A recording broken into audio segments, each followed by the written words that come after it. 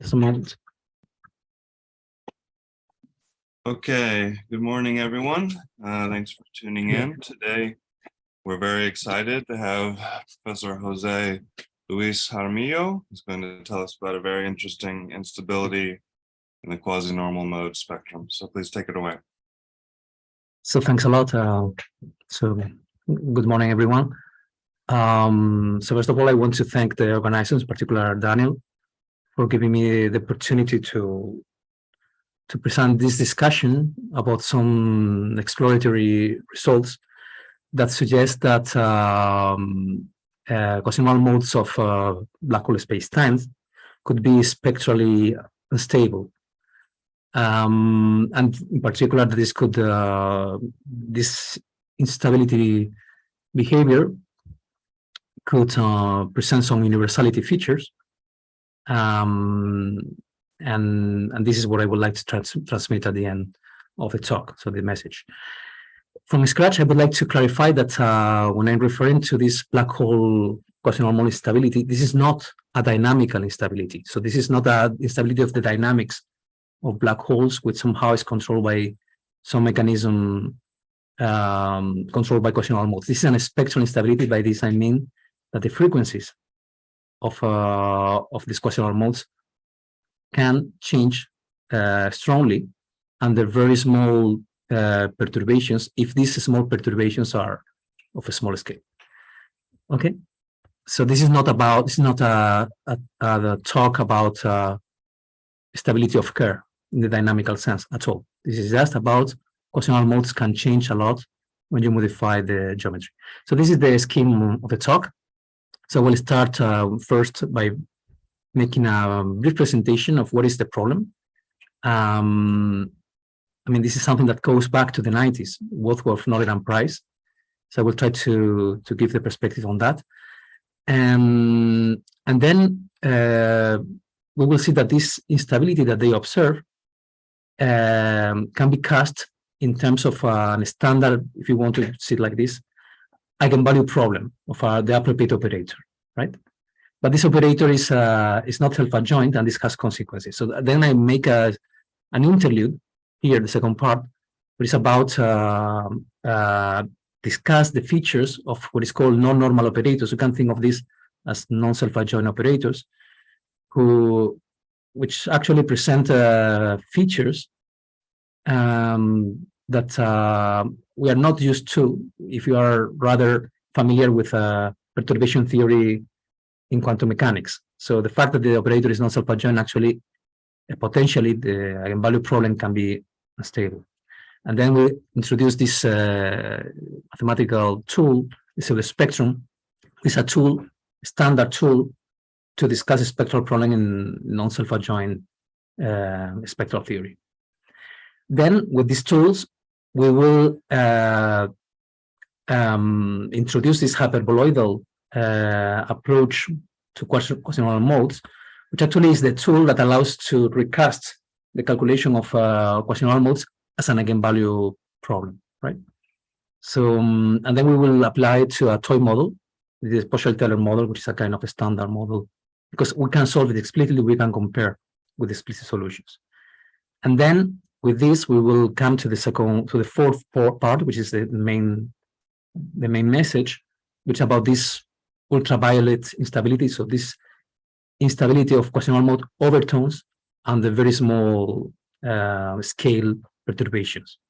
And finally, in the conclusions, depending on the interest that you can, because this instability has different consequences. So here I thought of focusing on, so insisting on the universality properties of the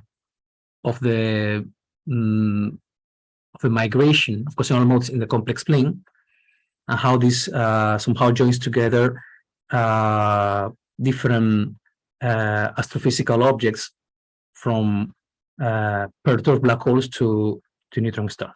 But I mean, depending on if you have interest, depending if you have questions, we could comment on this. I will focus on that part, but there are other questions that could be of interest. So let me just try to put the problem in context. So quasi-normal modes, so I'm not sure about for the audience, everyone is familiar with that. So let me just say a couple of words. So quasi-normal modes are capture the linear resonant response of any resonator. So think of a bell that you hit the bell and it's going to be to so it's going to resonate in a frequency which is complex. The real part is going to give you the note if you want, and the imaginary part the decaying time. And black holes, well, work like bells in that sense. So these quasi-normal modes are complex frequencies that are actually a property of the background. So you are studying a background that you perturb, and then you have some linear perturbation propagating. But these frequencies are not a property of the propagating signal, but rather of the underlying space-time, the background. And these are relevant in gravitational wave astrophysics, but not only. They are also important in semi-classical gravity, particularly this ADS CFT. They use it to learn about the fluid on the boundary, and they are also subject of research in pure mathematical relativity. And curiously enough, when we started to work on this, we started to create links with people doing optics and hydrodynamics. So it's actually this as soon as you have a resonator, you have this kind of behavior. So what the first question is, well, this is an important object. The question is it structurally stable? So when you perturb your resonator, when you perturb your bell, when you perturb your black hole, do the resonant frequencies get modified proportionally to the perturbation you are making to the system? And what we would like to transmit here is that, well, it depends, but in principle, no, they are not structurally stable. And then the question is they are not structurally stable, but the mechanism that we are explaining, we are presenting today here, is very linked, it depends strongly on the fact that the perturbations are of very small scale. We will see this in detail. So it's like kind of ultraviolet effect. And then the question is, and this is a bold question, if we have some space-time, for every reason you are interested in mathematical relativity because you want to study rough data, or if you are in a semi-classical and quantum setting and you would like to consider space-times which are effective geometrical description of some underlying structure, and somehow this could leave some signature in some kind of low regularity of your space-time. These low regularity features actually can be seen as ultraviolet perturbations.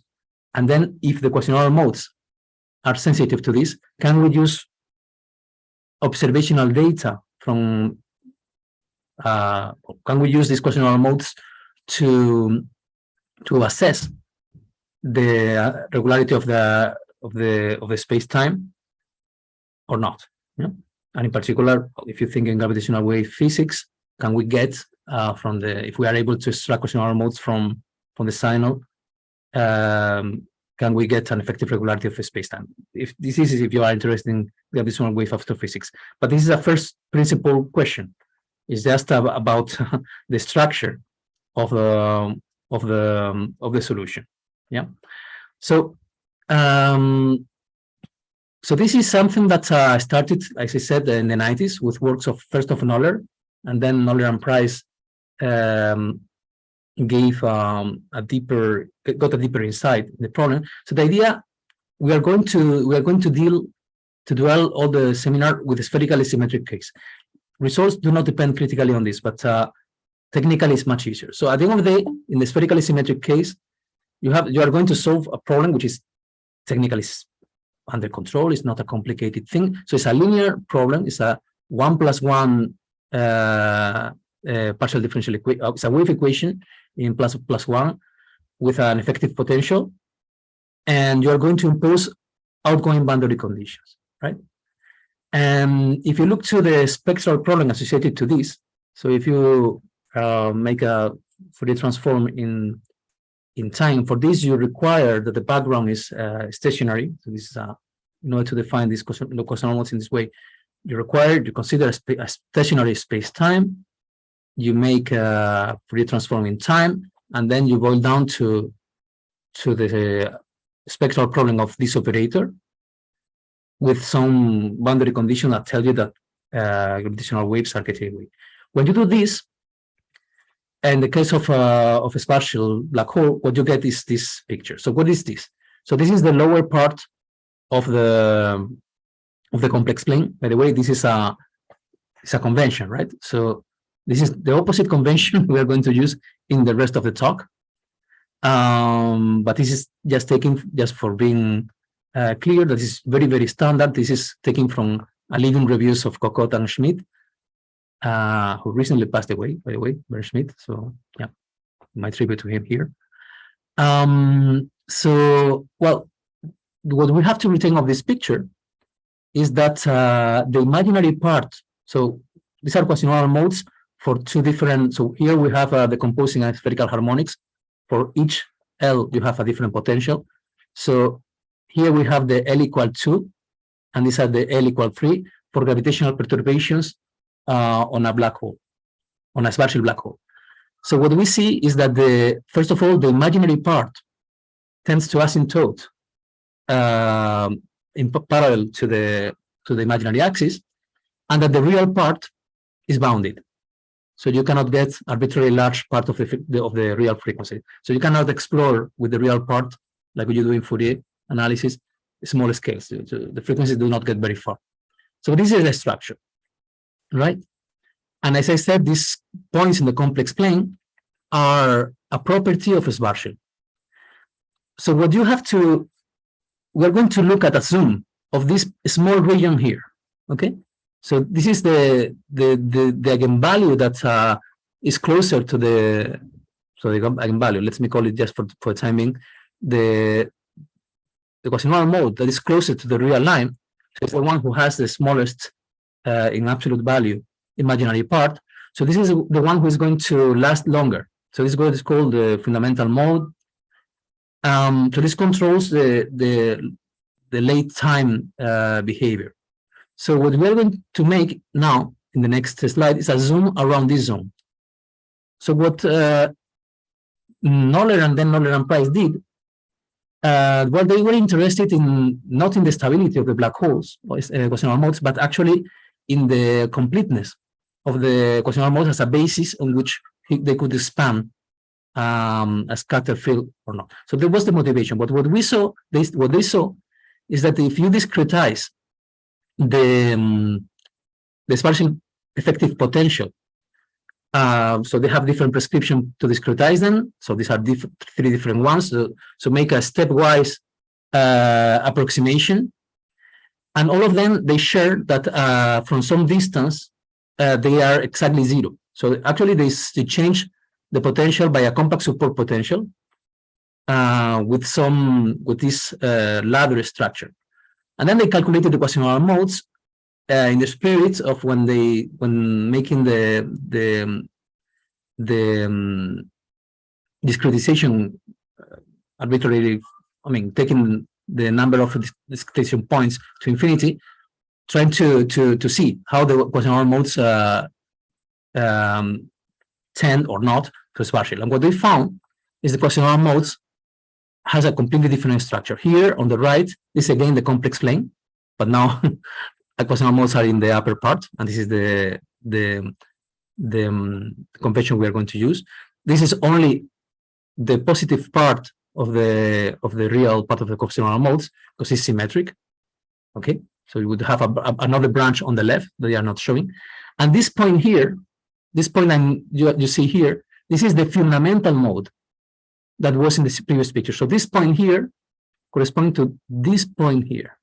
Okay, so this is really a zoom, and then the second quasi-normal mode, the first overtone, which is this one, and then what they get is all these values. So these values correspond to different number of points of the approximation. So these are numerical calculations. Then they did some analytic estimation doing asymptotic analysis.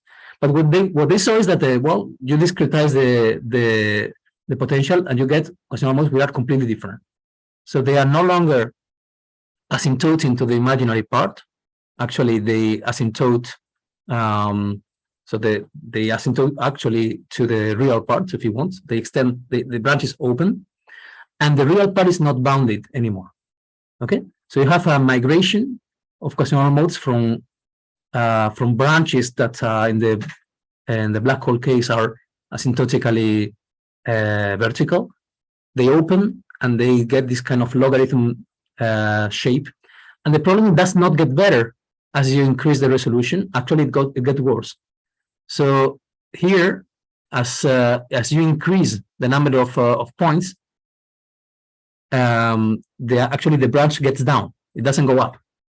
Okay, so that's what they saw. What they concluded is that actually the first fundamental mode for them, the work was unstable, so it was very bad because this implied that the late behavior was extremely sensitive to this kind of discretization, and then they saw that the highly damped quasi-normal modes, the overtones, were also unstable. So in order to pose the problem, what we are going to do is to recast this calculation in terms of a proper eigenvalue problem. And for this, we want to consider in spirit, even if we don't actually do it. I will explain this later. So we want to work with eigenfunctions that actually belong to some Hilbert space. In particular, they are normalizable and they are states in some, if you want, in some appropriate Hilbert space, which is not the case in the standard approach to quasi-normal modes when you look at them as poles of the resolver. So what we try is to recast the calculation as an eigenvalue problem, and for this, the traditional approach to quasi-normal modes is to look at quasi-normal modes as the poles in the meromorphic extension of this operator. So this is the operator. So this takes the minus Laplacian plus some effective potential, and you want to study the spectral problem of this. So you consider the resolvent of this problem, and then the way in which Lax and Phillips and well, it's a whole tradition, in particular Swarzschild or Sjöström. Sjöström is here, a colleague here in Dijon. So they have this. This is a very well studied problem from the 50s, 60s, and in particular there is an excellent review by Dyatlov and Swarzschild, quite recent. And this is the approach there. So you look for the quasi-normal modes as the poles in the meromorphic extension of the resolver. When you extend the resolvent from the part in which it is analytic, which is in the upper part, you extend it to the lower part of the complex plane, and then in the extension you find poles, and these are the resonances. So this is fine, but this is not what we are going to do, because at least I don't know how to study the problem, the stability problem there. What we want to study is what happens with the eigenvalues, to the quasi-normal modes when we perturb this potential V. And for this, we recast it, as I said, in terms of an eigenvalue problem, but the price to pay is that this problem, well, it cannot be self-adjoint problem, because then the eigenvalues will be real, and they are not. So it's going to be a non-self-adjoint operator. There are different ways of getting to that. In quantum mechanics, typical, in open system, typical approach is what's called complex scaling. This is not the approach we're going to follow here. We're going to get inspired in something more rooted in the geometrical picture of general relativity. So we are going to consider slices of time, which actually don't go. We are always dwelling in a asymptotically flat case. This is important. We are not. I mean, if you want, a cosmological constant here would be 0. So in this asymptotically flat context, we're going to consider time slices of equal time to be asymptotically null. So we're going to that they get to null infinity. So when we simply rewrite our problem in this hyperboloidal setting, this translates into an appropriate eigenvalue problem for an operator L, which is not self-adjoint. Actually, the fact that we get to null infinity, this geometrically impose automatically the outgoing boundary conditions, so we don't have to impose them. As it was, for instance, here, you really have to, when you make this eigenvalue problem, you have to impose that the asymptotics behavior is one. When you do it with a hyperboloidal slicing, somehow the geometry takes care of this for you. So you are the price you pay is that these asymptotic boundary conditions are inbuilt in the resulting operator. Okay, L contains the information that you don't have the right to impose a boundary conditions far because they are already outgoing. And then this translates into instead of putting boundary conditions, which are actually automatically there, you have to choose which is the space in which you look for eigenfunctions. So you transform the imposition of asymptotic boundary conditions to a choice of the regularity of the functions you are choosing. And this is a key thing in this business. Okay. Okay, so that's the general idea. We want to, what I said up to now is that Nollert and Price already saw that there was an instability, apparently, numerically. This was a numerical result in the 90s.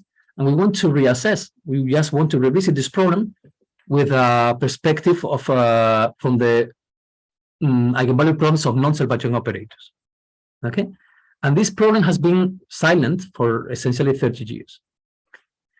So now let me just discuss very briefly this, what happens when you lose self-adjointness in an operator and you want to study the spectral properties. So what happens in the normal case, a normal operator is an operator that commutes with the adjoint, and this already means that we are choosing a scalar product. So we have a Hilbert space in which we give a meaning to what we understand by the adjoint. Okay, so this is a very important point in all the discussion, and we come back to this later. If you change the scalar product, this changes the norm, and this change what you mean by small and large, and this changed the whole discussion about stability. So let's keep in mind that there is a dependence on the scalar product. But once you have chosen a scalar product, you have an adjoint, and the normality is given by this property. And the good thing about normal operator, in particular, think of a self-adjoint operator is of course a case of a normal operator, which, well, if L dagger coincides with L, but it's of course commute, but you don't have only that. For the rest of the talk, if you're not familiar with this, please just think all the time that of this as real symmetric matrices. Okay, it's for what we are going to discuss is essentially enough.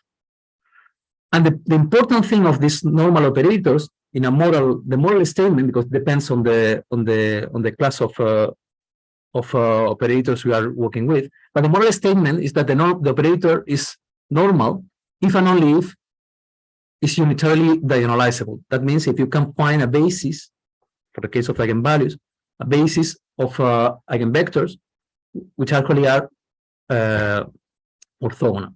Okay. Okay, so this is somehow what the kind of things we do in quantum mechanics. We deal in this setting. But what is the problem here? The problem is that the moment you lose this normality condition, when you deal with what is referred to as non-normal operators, then you lose this spectral theorem. And this is this removes a lot of the control that you have in the self-adjoint case, in the normal case. First of all, there is no guarantee that you have completeness. So the eigenvectors, the eigenfunctions do not have to form a basis. Okay, you have go case by case. It could be that you have completeness, but you don't have this theorem that automatically guarantees. And then for our discussion, the important thing is that these eigenvectors, even if they form a basis, they are not necessarily orthogonal. And this is the reason, the underlying reason for the potential spectral instability. Okay, so here, and this is, it's very important I transmit this. So here we stay at an explorative level because we are going to explore this with numerical, in a numerical methodology. We are going to do spectral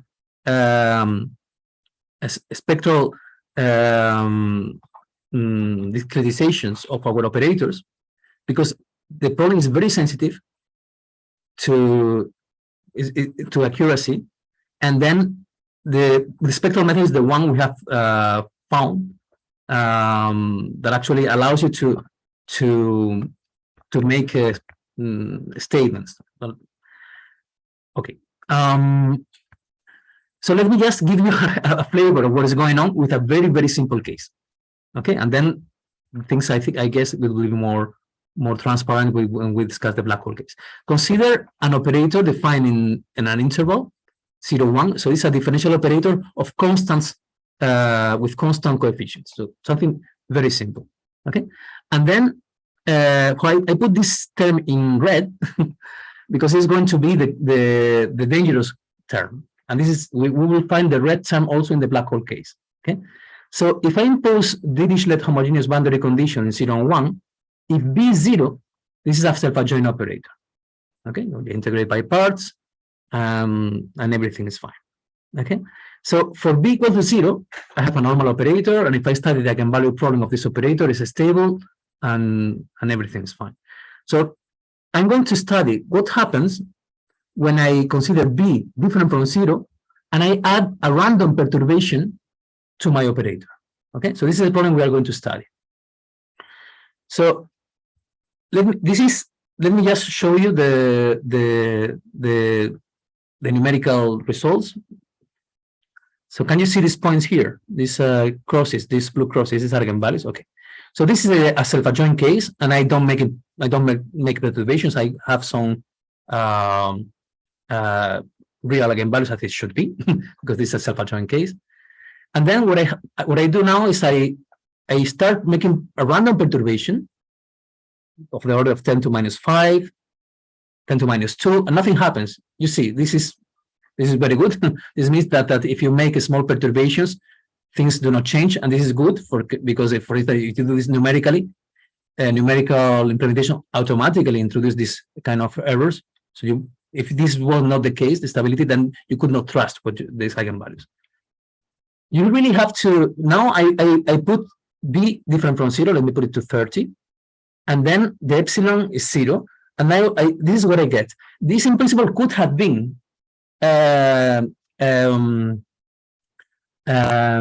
complex eigenvalues, but they are real, and there is a very good reason. If you want to, we can discuss why they are real. But the important thing is that they are real, but if I now start to make perturbations, or a perturbation of 10 to minus 10, so when I say 10 to minus 10, this is not, I mean, this is a well-defined thing, because I have, let me come back here, I have introduced, I have normalized the random perturbation, so I need to introduce a norm. This is the key thing.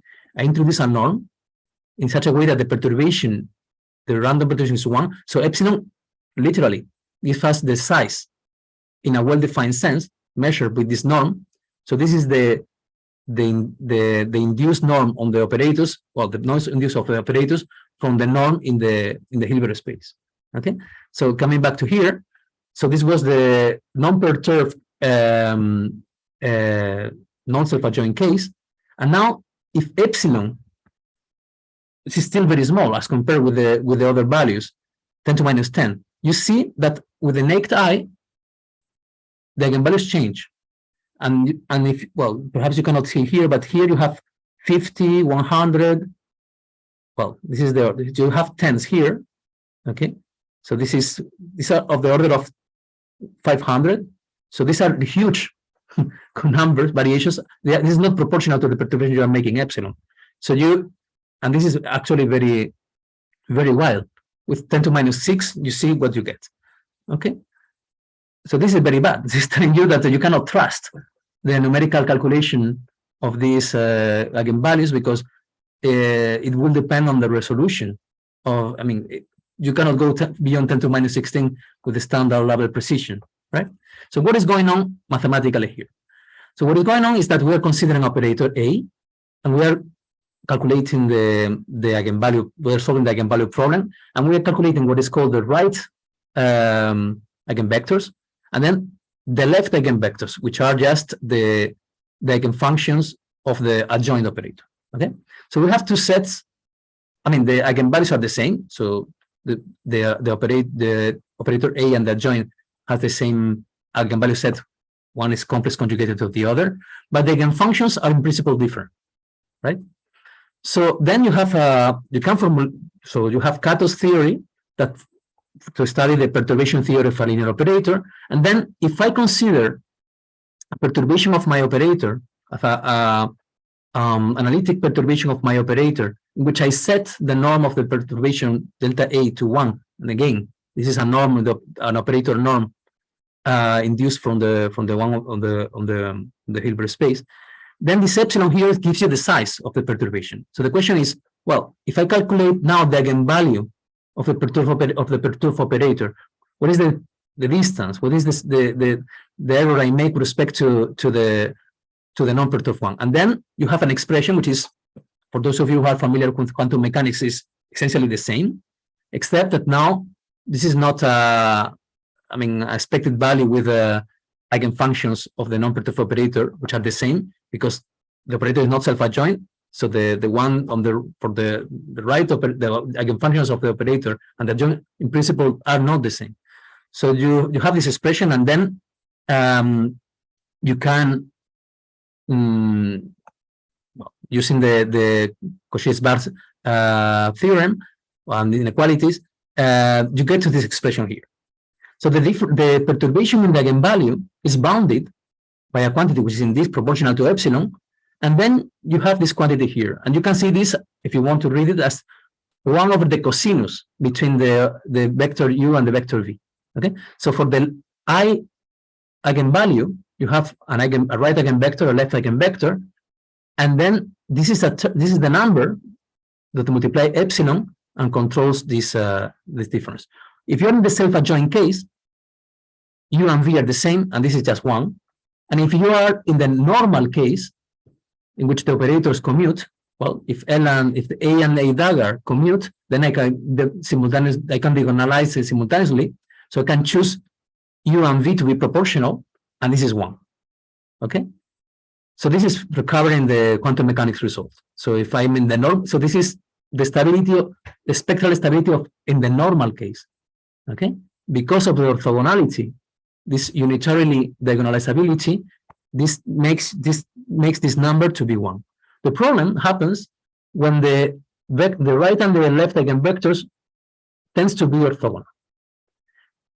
If this happens to be in your problem that for a given eigenvalue, the corresponding right and left eigenvector has a scalar product, this starts to be small, this number becomes very large.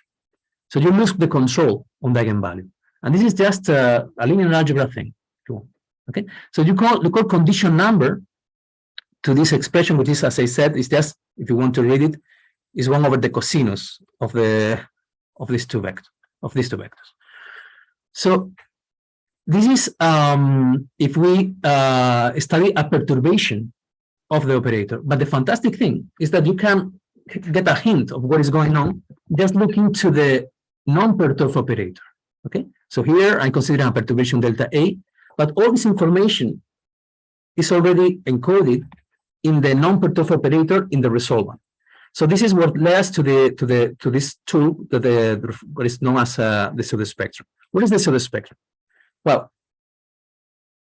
if you are working with a self-adjoint problem, the pseudospectrum is a property of the operator, right? If you're working with a non-self-adjoint problem, the relevant object to look at is not the spectrum. It's the pseudospectrum, and this is something that depends on the norm you are using to construct it. What is the pseudospectrum? So the pseudospectrum for a given operator, okay, let me just rephrase it. Sorry. Take a positive number epsilon. Okay, so this is something that you want to be small because it's going to be a measure of how far you are from the eigenvalues. So you call it the epsilon pseudospectrum to the set of all complex numbers, which are eigenvalues of some perturbation of your operator, which is smaller in size to epsilon. Okay, I repeat this. So what would be the spectrum? The spectrum, or the discrete part of the spectrum, would be the set of eigenvalues that make the that eigenvalues of for epsilon equal to 0. Okay, so without not perturbed. So if you start perturbing your operator with a very small perturbations, then you expect the eigenvalues to change. This is okay, but you expect them to change proportionally to the size of the perturbation. So you expect to start. You have the points in the spectrum, which are the eigenvalues of L, and then when you consider all the set of all perturbations of the operator of size smaller than epsilon, you would have something. You would expect to have something like a tubular set, so some circle around the spectrum, containing, well, the places eigenvalues corresponding to some perturbation of the operator. And this is actually what happens in the stable case. In the stable case, these epsilon pseudospectra are concentric circles around your spectrum. You take your eigenvalue, and then when you consider epsilon bigger and bigger, you are considering all the numbers that you can get to as eigenvalues of some perturbed of some perturbation of order epsilon. So the problem comes when this spectrum actually open. They are not concentric circles around the eigenvalues, but actually are large sets in the complex plane. This means that for small perturbations of your operator, you can get very far in the spectrum. And this is something, and this is the nice characterization. This spectrum. So the first line here allows you to understand what is the pseudospectrum. It's the set of eigenvalues of some perturbation of order epsilon. But the way in which you calculate this actually is that you can characterize these are two equivalent things. The epsilon pseudospectrum is the set of complex numbers in which the resolvent, so the inverse of this operator, so the resolvent is very large, is bigger than 1 over epsilon. When epsilon goes to 0, this diverge, and then you have an eigenvalue. So the spectrum is the limit of the pseudospectrum when epsilon goes to 0. Okay, so what happens here is that near so the spectrum are just the points in the discrete part of the spectrum are the points in the complex plane on which you have a pole of the resolvent, right? When you move away from the pole, the spectrum is going to this norm, the norm of the resolvent is going to get down. And if you are in the self-adjoint case, in the normal case, this actually decrease with the distance.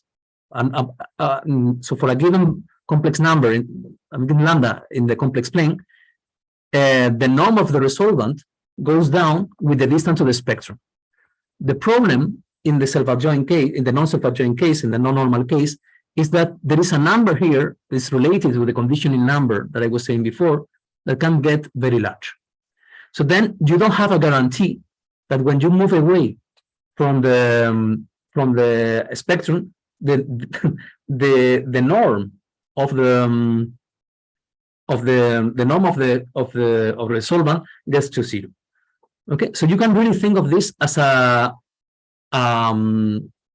having mountains which are have peaks around the spectra.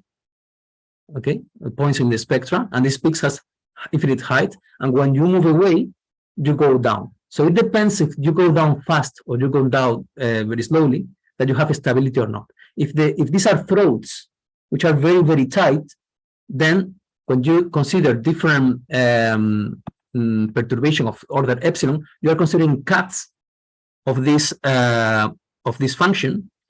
You are studying the contour levels of these throats. So if they are very tight, this means that you are not going to get away from the spectrum. You have these concentric circles. But if the decrease is very slow, then this can open, and then you lose the control. So let me just come back to the previous exercise, but from the pseudospectrum point of view. So this is the pseudospectrum of the case b equal to 0. What does it mean? So this is a contour map of the resolvent norm. Okay. So all you are doing is you are calculating the resolvent, and then for each lambda complex number, you calculate the norm. This gives you a function from the complex plane to the real numbers, and then so you can think of this as a surface, and then you are going to study contour lines, contours of epsilon contour lines gives you the boundaries of this pseudospectrum. So here you have the complex plane. The points here are the eigenvalues that we were seeing before, and the colors gives you the stability, the relative stability. So the contour lines correspond to cuts of the resolvent size of order epsilon. And you see here that these are very much, I mean, you see a lot of yellow, a lot of green, but the dark blue is actually concentrated there. This is just saying that you have very, very tight throats concentrated in along the eigenvalues. This is a typical, this kind of flat picture of the pseudospectrum is the typical signature of stability. Okay. Now I calculate the same pseudospectrum, but for a perturb operator with epsilon equal to 1. Sorry, and you see that this is, I have to get, if I get to a perturbation of 10, the pseudospectrum doesn't change much. This is an stability signature, and I insist, I'm calculating the resolvent of the operator. I'm not making any perturbation. This is a calculation that doesn't know anything of the perturbation you would like to consider. This is just a statement about the resolvent of the operator, of the non-perturbed operator. Okay. So what happens when I put b equal to 30? What happens is this, and this is a completely different qualitative behavior. So what happens now is that how should I read this? So this is, I insist, this is a photo, if you want, of the resolvent of the problem. So this is the norm, the size of the resolvent. So if you go to eigenvalues that I should have put in red and not in blue, the eigenvalues are still there. So there the resolvent explodes. Okay. So that is fine. But the thing is that it goes to it, and when you get away, it decreases, but it decreases very slowly. So how should I read this? I should read that for 10 to minus, so this very dark blue, it's 10 to the minus 15. So this is the epsilon. So this means that when I make perturbation of order 10 to the minus 15, I have to accept that potentially my eigenvalues can migrate in all this dark blue region. If I go to 10 to the minus 9, something around here, perturbation of size 10 to the minus 9, which is very small, actually takes you all in the interior of this region. Okay. So now you see what is the problem. The problem is that this is not a problem about the perturbation, it's a problem about the non-perturbed operator.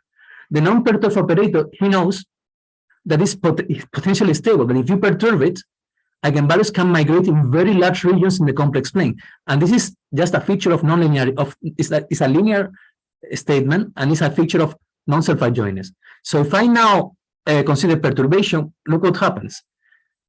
I'm repeating just the same series of perturbations that I did before. This is 10 to minus 10. So eigenvalues are migrating, but you see that they migrate and they're trying to get to the boundaries of the pseudospectrum lines.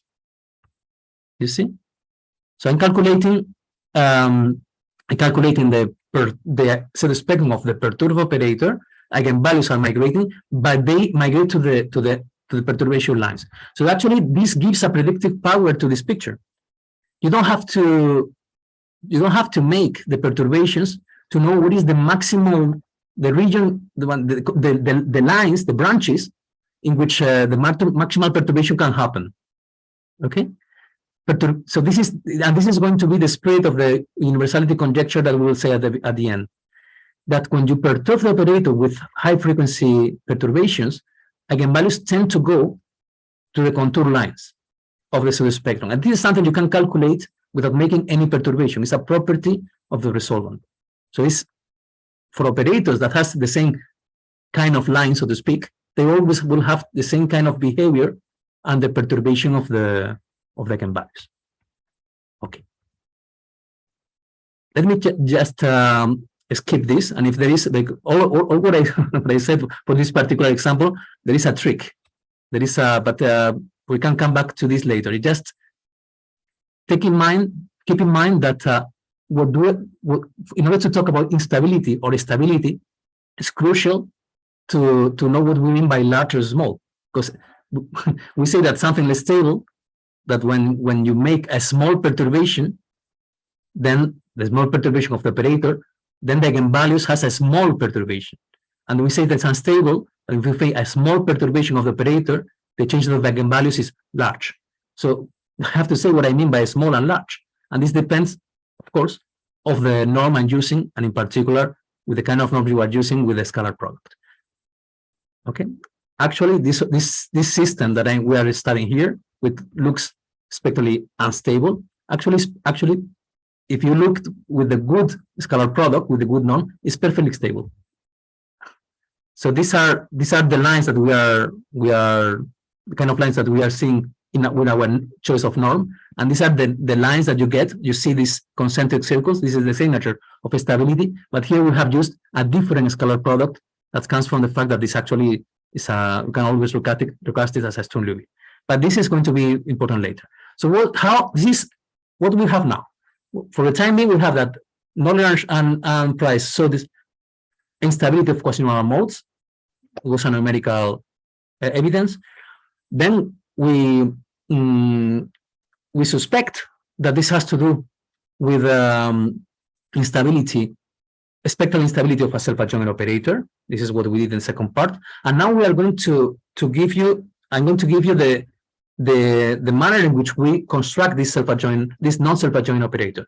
So we talk about this hyperboloidal approach to quasi-normal modes. I'm going to focus in the toy model before going to the black hole case.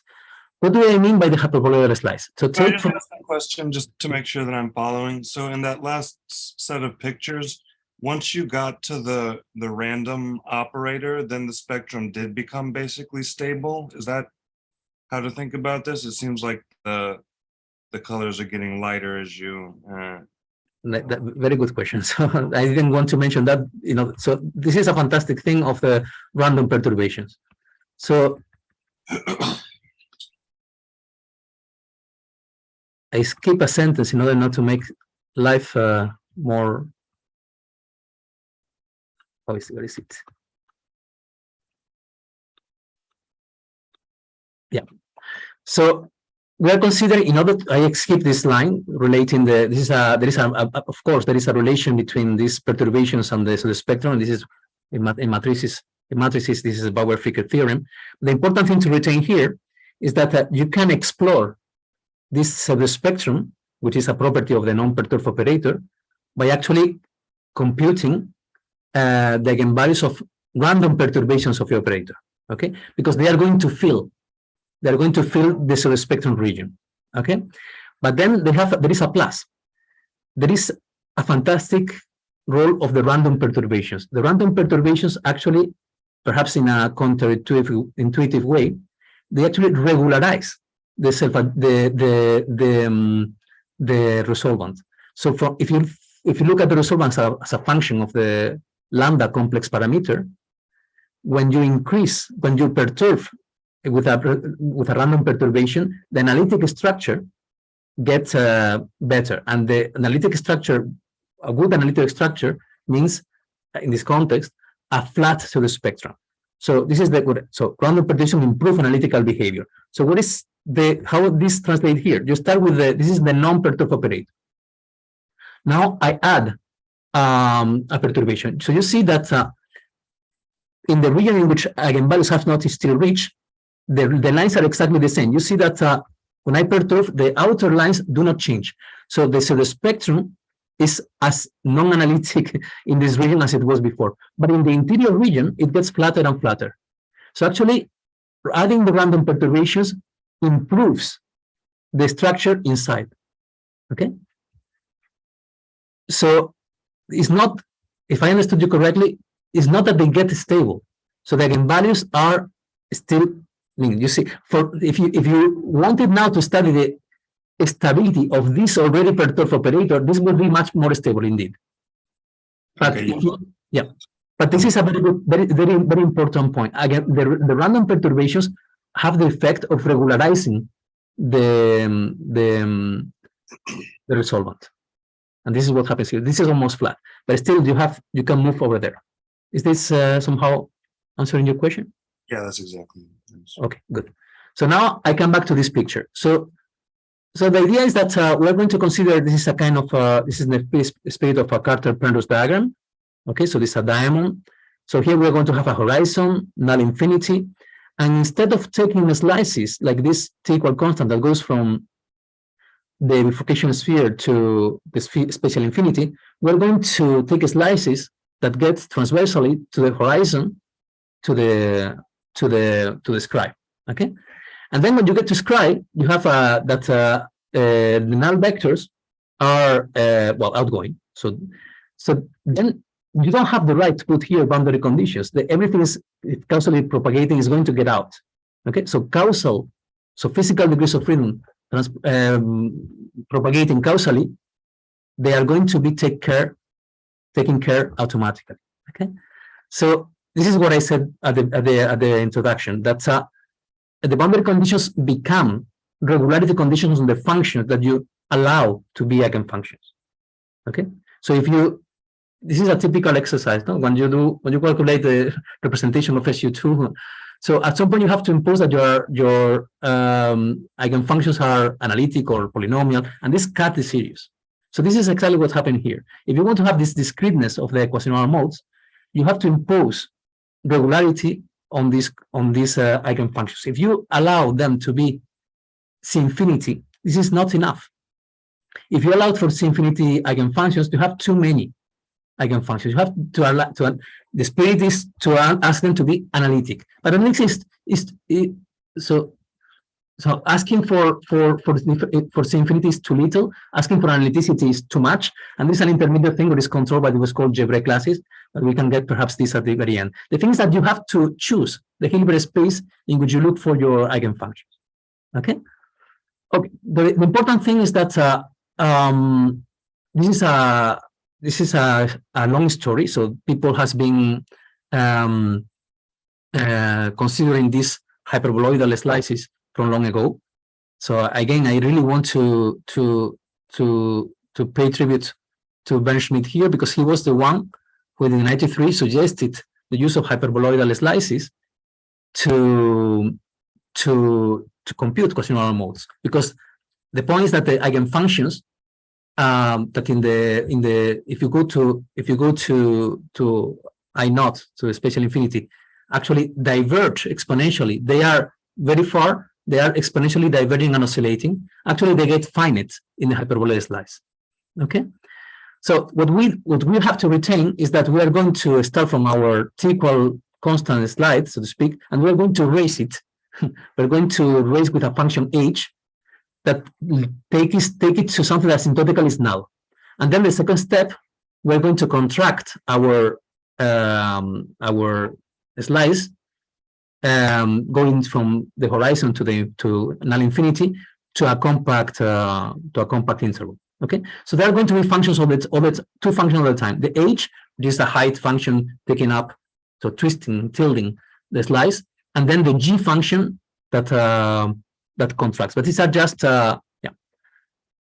it's a gauge thing. So in this context, we start from the very beginning with our wave equation. If you want, you can think of this as an equation in Minkowski with some potential, and then we do this change. We change from the t variable to the tau, in which we are. This is the h function. This is raising up. This is something that if you go to r very large, you go to advanced time, to retarded time, and if you go to r very small, you go to advanced time. So this would be the u and the v of that advanced and retarded time. This is an interpolation between advanced and retarded time. Okay, and then we are contracting the minus infinity interval to minus 1 1, and this is just in order to render the operator. Well, you're going to see something that we can treat analytically. Well, let me see. It's in order to control boundary conditions. So we compactify, and then we add, this should be an X. This is wrong. This is why it's not there. It should be an X. Then we add the boundaries. So we are adding the null, the +1 would be the null infinity, and -1 would be the horizon. And then when you make the change of variables, this nice and beautiful wave equation that we had at the beginning, but we had boundary conditions, now that becomes this horrible object. This is just some shape of coordinates, okay? This is nothing else. This is the wave equation in these funny coordinates. And then the thing is that this term here is in red, exactly as the part was in red in the toy model I illustrated before. It was the B. So this part here is the B guy. So here is the part responsible of not being self-adjoint. And the important thing of making this compactification in coordinates is that you have this function that multiplies the Laplacian. You have this function 1 minus x squared that vanishes on the boundaries. And this is making your operator singular. And for this operator, if you impose your eigenfunctions to be analytical, you don't have the right to put boundary conditions. If this were a non-vanishing condition, you would have two boundary conditions to put on the left and on the right. But for this, you can see this 1 minus x squared as 1 minus x times 1 plus x. So this is something that vanishes linearly in each boundary. So you lose the right to put one boundary conditions. You don't have the right to put boundary conditions at all. So this equation itself contains the full information, and the only thing you can choose is in which space you look for these phi's. Okay. We write this in a first order form in time, and then this becomes, so we define psi as the time derivative of phi, and then this becomes this evolution problem. Okay. If we now make the Fourier transform in T, we boil down to this eigenvalue problem. So our eigenvalue problem is this one, with L given by this operator, and this operator has a very nice structure. Perhaps it's not apparent here, but the L1 has a Liouville, string Liouville form with a potential V tilde. The V tilde is a rescaling. It's a rescaling of the original potential by something that, by the same quantity that is multiplying the Laplacian. Okay, it's not diverging. It's fine. We are going to see this. So this is an operator that has very good properties under integration by parts, and then the L2 also has very good properties under integration by parts. You can actually write it in a symmetric way, and then this is evident. So this L2 part is the responsible of the non-self-adjointness. This is the thing that contains the information about the boundaries. Okay, and then we have to use a norm. What is the Hilbert space in which we are looking for solutions? So we are going to choose a Hilbert space. So we're going to choose a scalar product and then given a norm dictated by the physics of the problem. Okay. If we were interested in stability, in controlling what is the nice Hilbert space in which everything gets stable, then we would play another game. And we would use scalar products actually give a lot of weight, for instance, to higher derivatives. But we don't want to get that. We want to study the physical problem of, okay, if I make a perturbation around the black hole of a given energy, is this going to create a stability, yes or no? So the energy, so the norm we are going to use comes from this,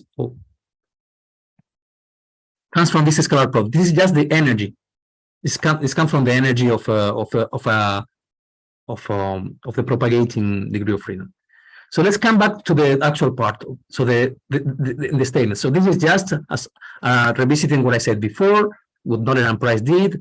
You take a Schwarzschild effective potential, you discretize it, and everything changes in a dramatic way. So if we look at this in a toy model given by Poschel-Teller is a potential that decays exponentially on the right and on the left. For the Schwarzschild black hole, this is exactly this behavior close to the horizon, but when you go to Scry in the black hole, it decays, doesn't have exponential decay, but a power law, and this is why you have a branch cut and all that. But this is a a toy model. But the good thing is that we can solve explicitly the eigenvalues, so they have this form. So the real part is constant, is the square root of 3 divided by 2. And then the imaginary part are equally separated, and they are vertical. So this is, as you see, this is capturing the asymptotic behavior of the black hole quasi-normal modes. Okay, so they have the same structure. This is an asymptotic structure. So let me now make a perturbation. So these are eigenvalues with a norm of size 0.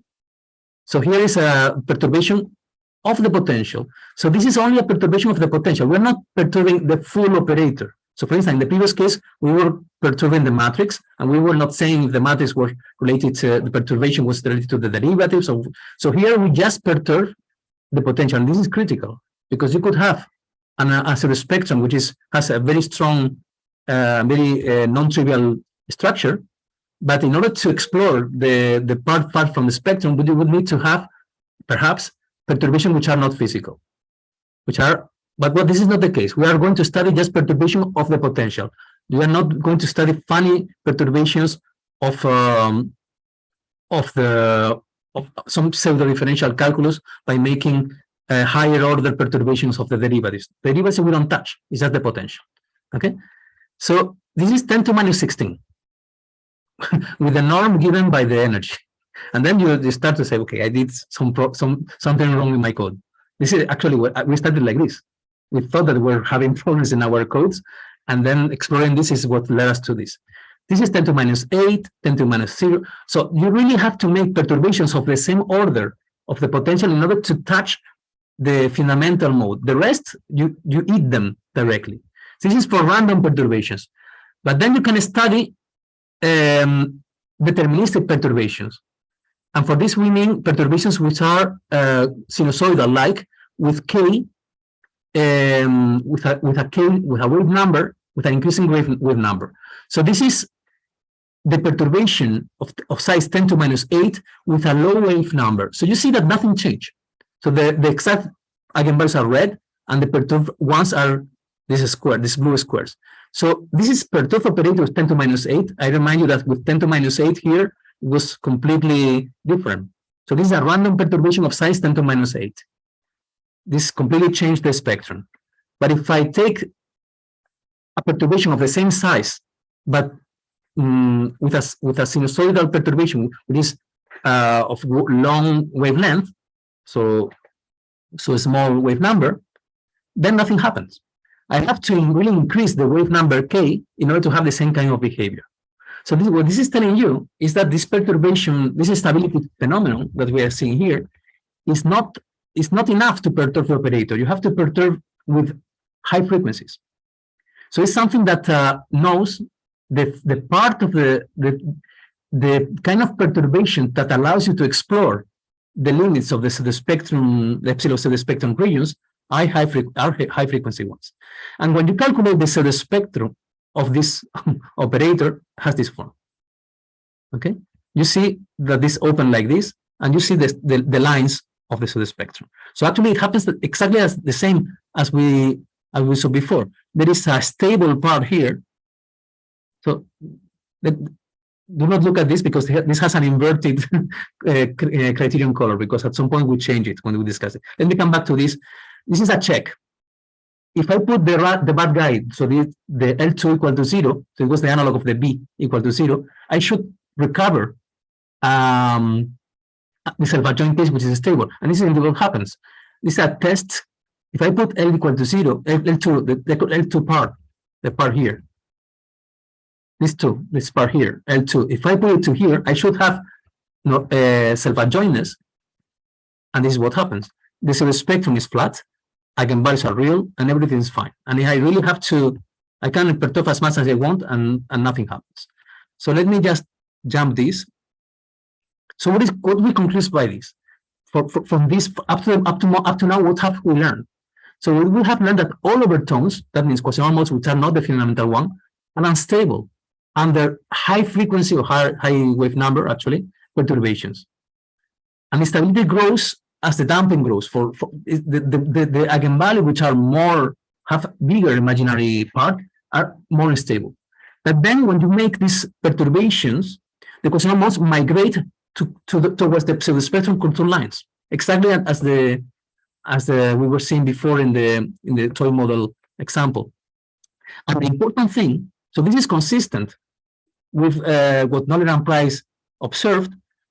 If you want, what we would be adding is that this observation they made, actually there is a structure behind. What they observed was a tracing. I mean, they were tracing the contour lines of the pseudospectrum. So they perhaps didn't know that there was this structure behind.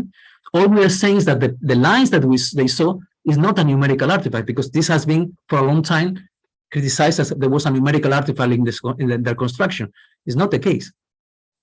The eigenvalues they get are really eigenvalues of the perturb operator, and they place themselves along a very well solid structure behind that knows only on the non-perturb operator. On the contrary, what we see is that the slowest damped quasi-normal, the fundamental one, actually is stable.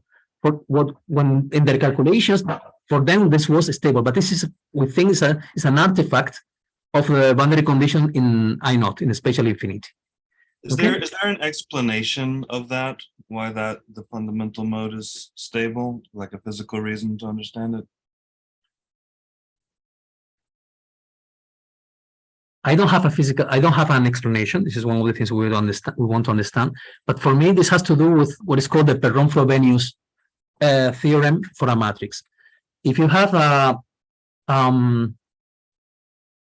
matrix, for example, if you have an operator, okay,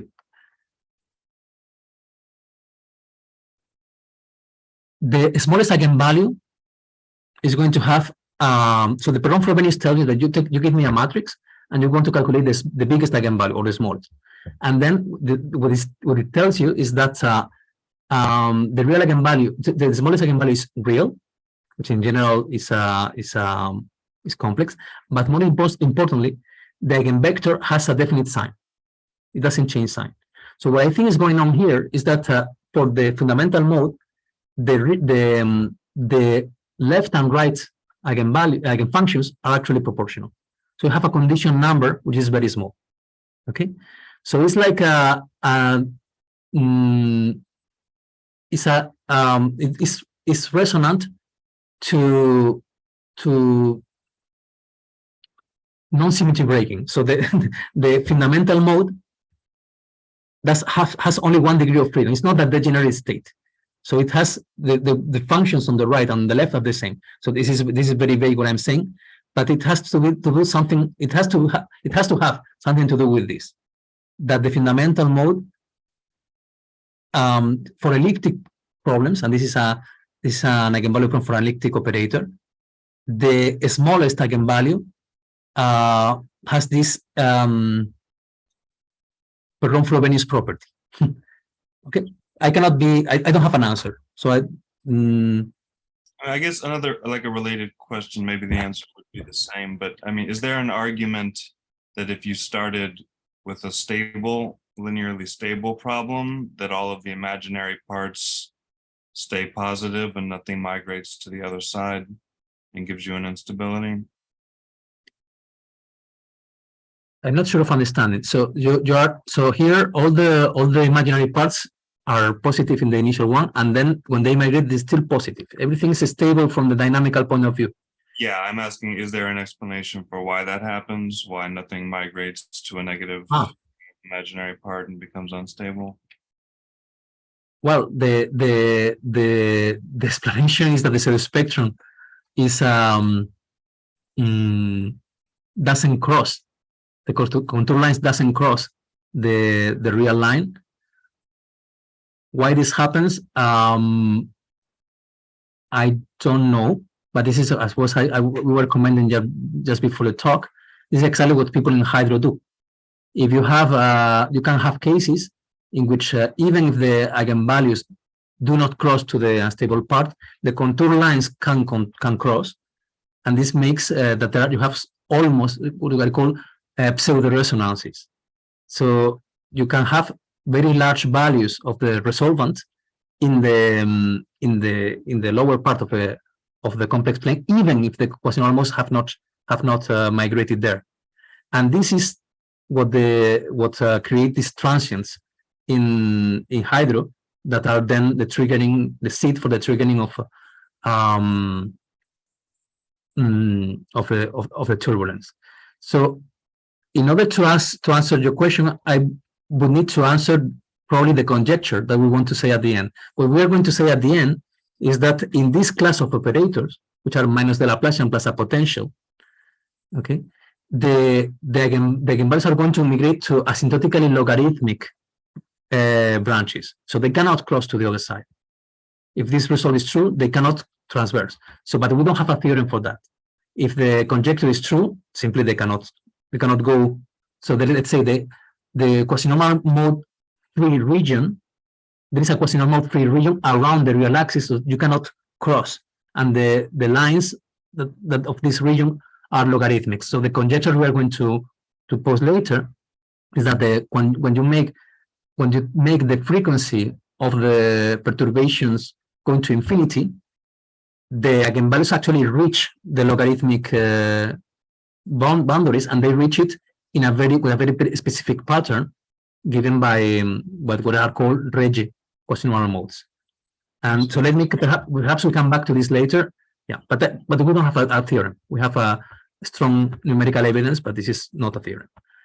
So let me come to this universality thing. So on the left, we have the pseudospectrum lines, which are this open set. On the right, you have the open structure. On the right, you have what Nollert and Price did. You see that they look very similar. But something curious that Nollert also points out in his paper, these are not black hole perturbed quasi-normal modes. These are quasi-normal modes of neutron stars. And these are what are called curvature modes, which are neutron stars has different kind of quasi-normal modes. These are the ones coming from the geometry. Then there are others coming from the equation of states. This, we don't enter into that. But for the ones coming from the geometry of the background, they also have this open structure. And actually, you have two polarization, the axial and the polar, and they actually both of them asymptote and they intercalate. So the question at this point was, okay, there is something happening here that is controlling asymptotically. There is a universality related to this problem, that it doesn't matter with compact object you have, as long as it's not in the specific class of stationary black hole solutions. So let's try to explore this idea. And actually, somehow this is in the direction of answering your question. If you go to very high frequencies, then the potential, if you look to the minus the Laplacian plus the potential, if you go to the minus the Laplacian, it's like k squared. If you go to very large perturbations, you can forget about the potential. So this opening is a feature having to do with it's a property of the principal part of the operator. And this is universal because it's the same for all of them. So the question would be, can I cross to the lower part of the complex plane with this kind of operator? And I guess the answer is no, but I will have to prove it. Just let me just give you the generic. This was for a particular example of Poschel-Teller. If you make the general case of making a general H that takes you to hyperboloidal, and then a contraction in the space part, a contraction along the hyperboloid, then you have the same structure. This is the general formula for the spherical symmetric case. And you see here that L1 is a very nice operator, it's a Sturm-Liouville operator, and L2 also is very nice. It depends on this gamma function that all the non-normality has to do with this gamma. And the gamma is something that has to do with the behavior, how the slice gets to this is the derivative of the function that defines the slicing. So it's somehow the derivative in the radial direction is how transversal it gets to the horizon and to the sky. So this is technical. The energy, this is the generic form of the energy that comes from the stress energy tensor of our operator. Okay, so this is the structure that we have. This is just a remark if you calculate the adjoint operator, I remember when I did this calculation. So, I mean, we have this numerical, these complex eigenvalues. So you know the operator cannot be self-adjoint. And then I was calculating this operator, and then everything.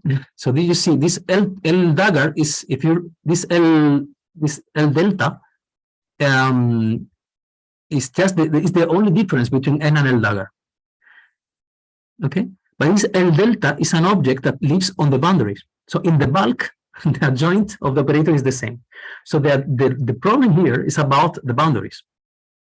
Okay, so the loss of self-adjointness, and this is physically is very natural. This is the problem is here is not self-adjoint because you have loss of energy through the horizon from the boundary given by the horizon and the boundary given by null infinity. This is where you lose energy. This is where you look where your operator is, well, the norm of the evolution of the norm is not conserved. You have the loss of unitarity in the evolution. So the infinitesimal generator is not self-adjoint because of that. So this L2 delta, this is the actual responsible. So it's something that happens at the boundaries. This is just the application of the thing before to Purcell-Taylor. So finally, we come to Schwarzschild. So this is for the axial, but for the actual, for the regular potential, but it is exactly the same for the polar parity for the Cyrilli for the spherical potential, because you have isospectrality, but we have studied how the pseudospectrality is lost. The point is that we recalculate the thing for this Schwarzschild case. Now things are a little bit more tricky. This is the analog of the change of the Purcell-Taylor case. So this expression here is the H, and this expression here is what we call G. So this one is the hyperboloidal, giving you this hyperboloidal, and this one is giving you the contraction. There are good reasons for choosing this in this way, but they are technical. It's because we want that the final expression that we have for the operators has coefficients which are polynomials in order to be treated well with pseudospectral methods. So it's not critical from the structural point of view. It's just a convenient way to do it. But this is, you see, again, in this, well, in these coordinates, the infinity and the horizon are not in 1, -1 in 1, are in 0 and 1. So you see here, 0 is, so 1 is a singularity, and sigma equals 0 is also a singularity. And actually, they are not, they don't have the same kind of, the same degree of regularity. The bad person here is the one with sigma equal to 0, and this is the horizon. So, sorry, this is Scry. Scry is the one has a problem. It's more, it's less regular than the horizon. So this is the test.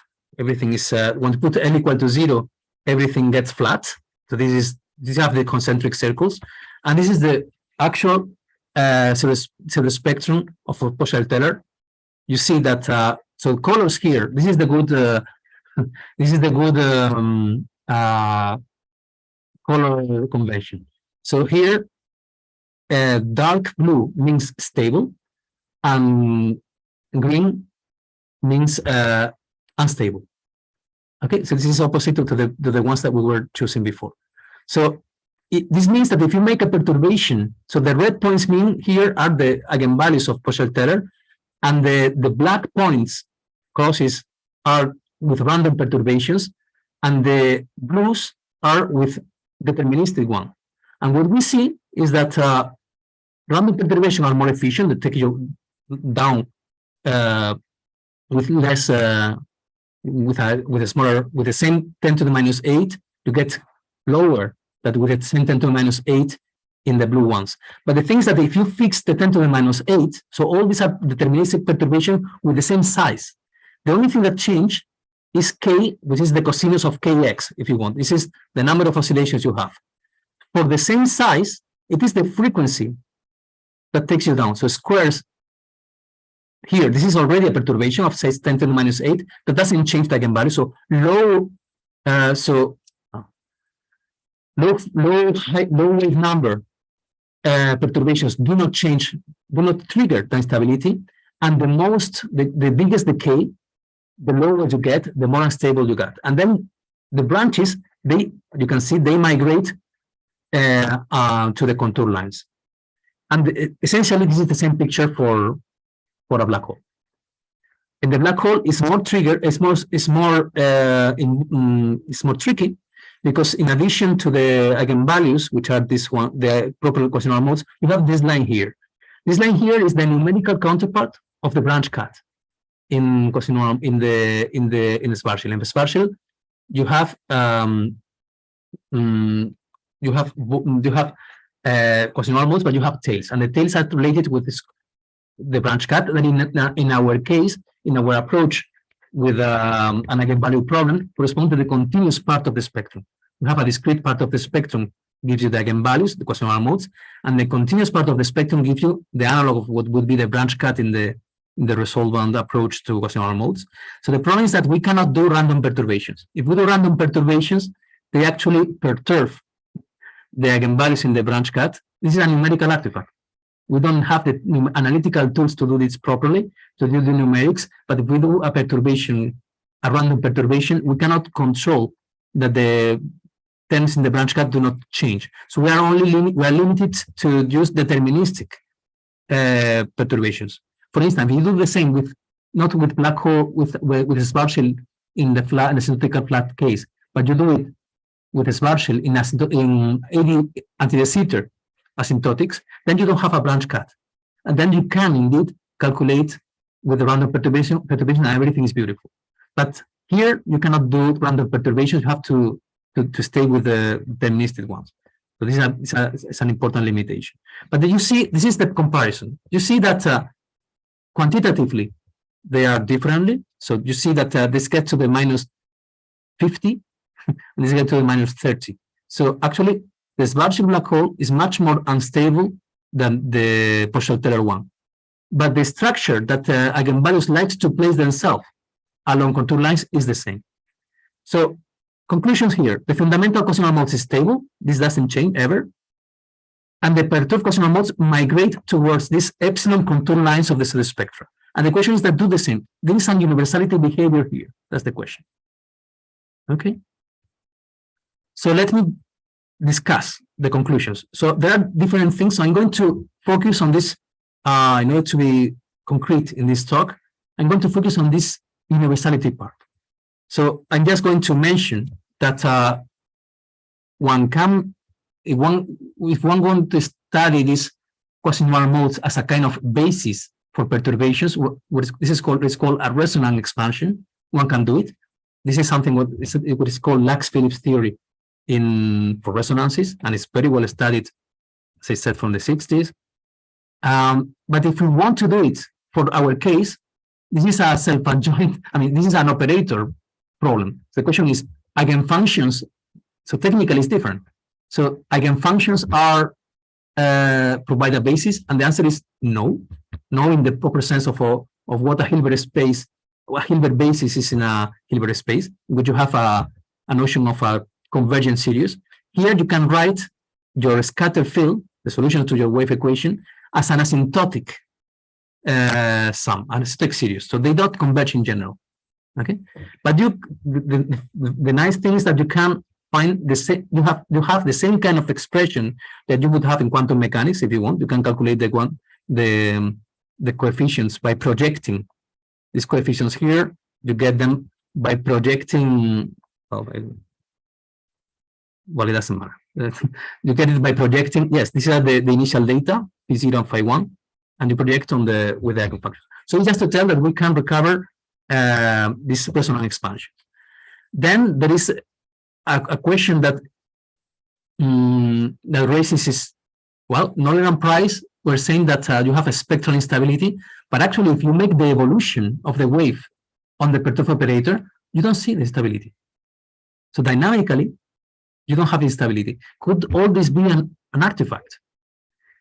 Actually, if you make the evolution in time if you solve the wave equation in time, you don't solve the spectral problem. You really solve the wave equation. And then it has a time dependence, and then you look for the quasi-normal modes there, to the behavior, the decline oscillating behavior late times. Am I going to recover the results? This is what this result tells you here. This is the Lax-Phillips theorem, tells you that. You should recover that. But the thing is that you don't see it in the numerical simulation. What is going on? Well, what is going on is that the answer, to make it short, and if you're interested, we can discuss this in detail later, and the questions, if you have questions on that, is that the coefficients associated to the perturbed, I mean, that the answer is that most of the contribution comes from the fundamental mode and the first overtone. And so this is an example. So here the red ones are the black hole of Schwarzschild, the exact ones, and the blue ones are Schwarzschild with a perturbation. And you see this the fundamental mode, there is a red over the blue, it's not changed, and the first overtone is almost the same. It is in the first overtone that things change. And the things that the signal is completely dominated by the first and the second. You have to filter them. This is a filter. If you start filtering, then you start to see that these quasi-normal modes would differ are actually there. So this is an evolution. This is a result of an evolution, and then you can extract from the slopes of the signal. You can extract the imaginary part of the potential, and then there is one that corresponds to the non-perturbed one, the blue one, the red one, and there is the blue one that corresponds with the perturbed one. So if you filter the first two modes, there is one that is decaying with the non-perturbed case, the case with W2 here, and the perturbed ones, the case with W3 bar. So the eigenmodes, the perturbed eigenmodes are there. I don't know if LIGO will be able to see them or not, but if you have this, if you have high frequency perturbations that actually trigger the instabilities, they are encoded in the quasi-normals. Okay, so this is the thing I want to transmit. Then there is an emerging picture for which one would like to make a theorem, but we don't have it. There is an universality of this perturbation structure for compact objects, for the quasi-normals of astrophysically compact objects, if you want. And this includes neutron stars, if you want, and then perturbed, so dirty, if you want, black holes. If you consider, and if you consider only the pseudospectrum, what you can show, this is not, for this you don't make a perturbation, this is just the pseudospectrum. You can show that these contour lines are asymptotically logarithmic. And this is for all these objects. So this would be, coming back to your remark, can the eigenvalues evolve to the lower part? Well, if this conjecture is true, they can't, because because you don't have quasi-normal lines that go down in the complex plane. When they emigrate for a given energy, they cannot get beyond the white line here that corresponds to that energy. So they cannot cross. Okay. So this is at the level. So first thing, all these objects, all these scattering problems have this asymptotical logarithmic thing, and this has to do with what I said before. This is dominated by the principal part of the operator, not by the potential. This is something about the second derivatives. Okay. Then what happens now if I make a perturbation? So I'm putting those two pieces of information. The first piece of information is I don't perturb. I just look at the structure of the non-perturbed operator, and I already see the logarithms independently of the potential. Okay, so this is a universality thing for all potential. This is going to be the same. Now I make a perturbation, and then they have a theorem. This is a good thing. This is a mathematics seminar. So this is a theorem by Swarzschild that states that if you consider a compact support potential, which has some CP regularity, that means that you have, imagine that you have a potential with zero everywhere except in a region. It doesn't have to be connected in a region in such a way that when the potential gets to the zero part, it gets in a function which is only p times differentiable with continuity. Then the result of Nollert is that you can actually calculate the asymptotics of that spectrum, and they are this part. The real part, so L is somehow is the convex hull. It's just the diameter, if you want, your potential, including the vacuum. I mean the zero parts.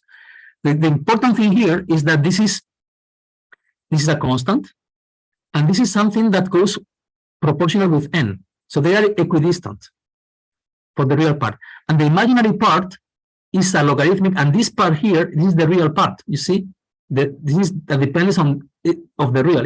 It has exactly this dependence. The imaginary part is a constant plus another constant times the log of the real part plus a constant. So this is exactly what you find here. Okay, so this is actually what the Schwarzschild showed for compact support potentials. And just as a remark, this result of Schwarzschild completely explains the results of Nollert and Price, because as I said before, the discretization that they use is such that from some distance is exactly zero. So these ladders exactly fall into this category. So with the Schwarzschild theorem, you can explain completely the result of Nollert and Price. But we are interested in a case which is not compact support. Our potential gets to infinity. And in particular, in the Schwarzschild case, they gets very slowly to ascribe. And then you have another kind of results in semi-classical analysis, in particular by Michael Berry. So you study the scattering in a barrier which is CP, but only 1 point. So there is a point in which there is a point in the scatter potential in which at some point there is some derivative which has a jump, right? So then you have exactly the same kind of behavior. Just asymptotically, you have this. This actually was found by Nollert and Price in the second paper, and is actually shown for W modes in neutron stars. So this kind of behavior seems universal. Okay, and the important thing is that this gamma here that controls the opening of the branches is the measure of the regularity. And actually, in the Schwarzschild case, very clear. This gamma is actually related with the piece in the border of the potential. Okay, so the question is, if we are able to experimentally, for instance, observationally, find this opening on the of the quasi-normal modes, and they happen to be asymptotically logarithmic type, the coefficient of the logarithm is actually giving you information about the effective regularity of the potential of the geometry behind. Okay, so what is capital L for the non-compact potential with the point?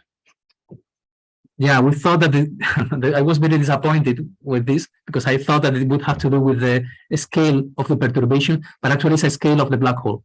When you do this, it's something that is of the size of the mass. We have not been able to determine if you want, it's a chamber, right? This is like you have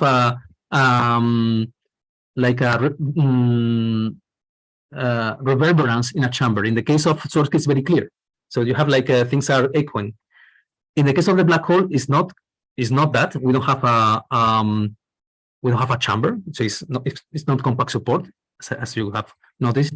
But there is an effective size. Okay, that the only thing we can do is calculate it numerically. We get it, but we don't have. I mean, actually, this is something that in the Schwarzschild black hole you can. You can analytically evaluate, and has to do with the size of the light ring. Okay, so this L, the effective size, the effective box in which things resonate, is a box that would be between the horizon and the light ring, but we don't have an explanation for that. These are things that you can verify. I mean, for the unperturbed problem, the real parts are fixed by the light ring as well, right? But for large frequencies, just using geometric optics. Can you repeat, please? For the unperturbed, just the normal potential problem, the high frequency spectrum of quasi-normal modes is also controlled just by the bound orbits in the light ring. Exactly. No, and indeed, this comes from the statement I said that so what happens when this thing opens is that the distance between quasi-normal modes remains the same, but actually this open on logarithmic branches. So they open on logarithmic branches, keeping the distance that they had in the vertical case, in the unperturbed case. So actually the length scale is the same. That's really interesting. Okay.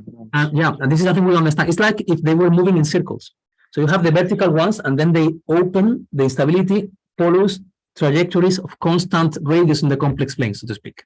So, and this was at the beginning for us, it was disappointing because we wanted to use this L as a kind of diagnostic of the effective size of the reverberance chamber in the small scale perturbation, but it's not. It's really something that is controlled by the underlying non-perturbed black hole. And this is important for, this is what actually the motivation for Schwarzschild to calculate a bi-law for the quasi-normal modes. In order to have a bi-law, so you count the number of quasi-normal modes in a complex, in a region in the complex plane, and they are proportional to the frequency, to the power given by the dimension. And for this, you really need this L to be controlled by the background black hole. As I said, this is an example. We don't have answers here. We have a lot of questions. So this talk, if you want, this presentation of there are a lot of things we don't know, and we are very, I mean, we encourage you to sit down and work these problems out. So just let me, in order to formulate the conjecture and one can conclude, what is the feeling here? So the feeling here has to do with a low regularity problem in general relativity. And this somehow, from a physical perspective, this triggering us this Barnett conjecture on spacetimes with gravitational waves of very high frequency. What is Barnett conjecture? So Barnett conjecture tells you that you give me a vacuum spacetime. Okay, it's a vacuum spacetimes in which you put radiation, so waves if you want, with very high frequency. And then you ask yourself, what is the limiting space-time when the frequency of the waves goes to infinity? Okay, and then what he showed is that the limit can be described. So this is a sequence of space-times, which are all of them vacuum. So the limit you can describe it in terms of a instance which is not anymore vacuum. You have an effective fluid, Blasov type, and the final system is Einstein-Blasov. So you have an effective matter, which is a kind of soup made by the high frequency is the rest of this very high frequency degrees of freedom of the gravitational waves. So then, in this context of the universality, they say, okay, we are seeing neutron stars, we are seeing perturbed black holes.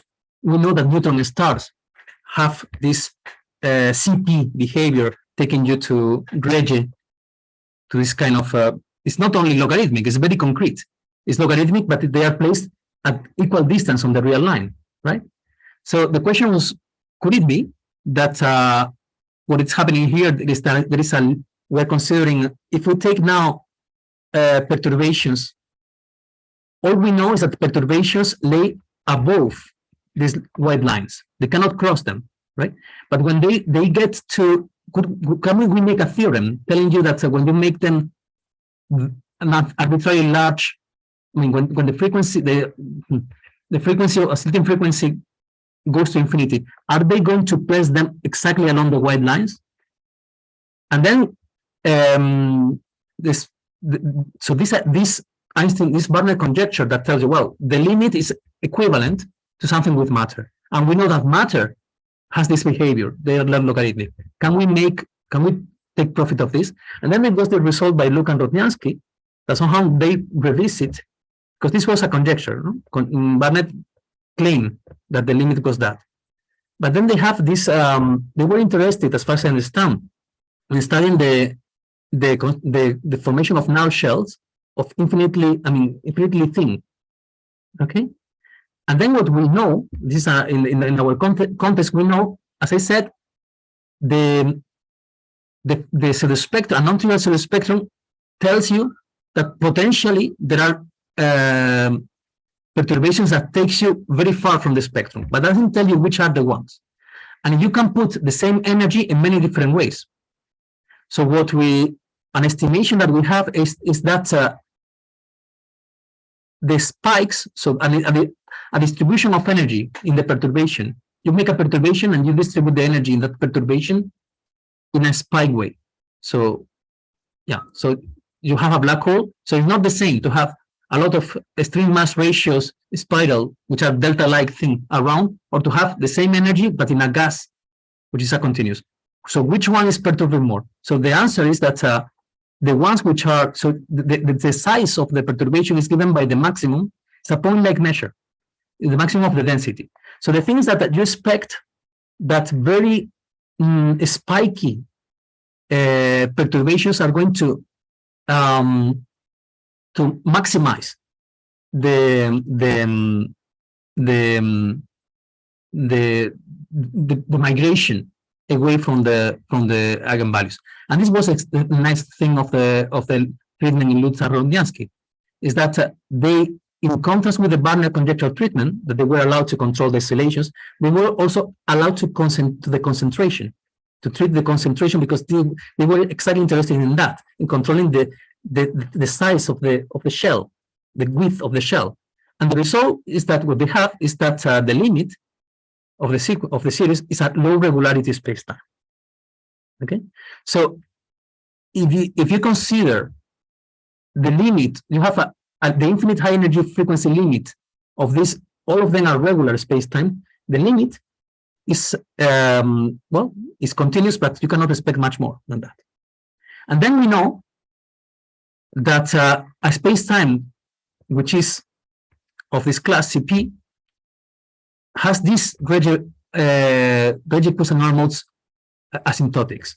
So now the question is, we know that when you have your black hole with eigenvalues going up, now you perturb with a regular perturbation and they open, and you know they cannot go beyond the logarithmic branches. Okay, but you know that if they were able to get, now you increase the perturbation, and by increase I mean you increase the frequency of a perturbation. So what we see is that they open more and more, but they cannot go over the logarithmic. The question is, do they get there? And the question is, and what we know is that, well, the limit of the space-time in this is CP. So in the limit, the quasi-normal modes are on the logarithmic branches, and we know more than that. We know how they distribute. So essentially the question is the eigenvalue problem in the limit is a uniform limit? We know the spacetimes goes to a CP spacetimes. Do eigenvalues goes from in a uniform way from the Schwarzschild asymptotically up eigenvalues is moved uniformly to the logarithmic as the frequency goes to infinity? Yes or no? Or is just or is rather a singular limit in which they jump once you get in the limit? So this is the question. So the conjecture, and with this I finish, is that what we refer to as a Regge quasi-normal branches conjecture is that the proper setting to study this problem is that of the low regularity problems in general relativity. And the statement is that in the limit of infinite high frequency, generic, so it doesn't matter how you do it, they can be deterministic or random, it doesn't matter. Generic ultraviolet, so very high frequency perturbations, push the quasi-normal modes of the black holes to these Nollert Price branches. We call it Nollert Price branches because this Nollert and Price, they were the people who saw this for the first time. So these Nollert Price branches open more and more and asymptotically get to these logarithmic branches. And we say something more. They place themselves along the logarithmic exactly according to the pattern given by the Regge quasi-normal modes. Okay, and this is the thing that would allow you to from the opening of gamma would allows you to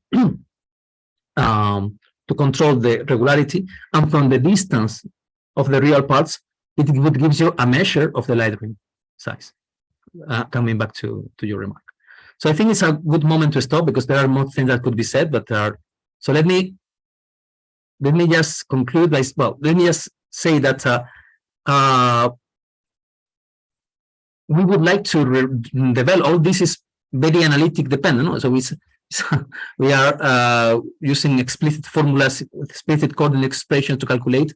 We would like to have a geometric description, and actually we have a path to that, and in that path, a natural question that you would pose in a system which is non-selfadjoint is that it's not self-adjoint because there are missing degrees of freedom.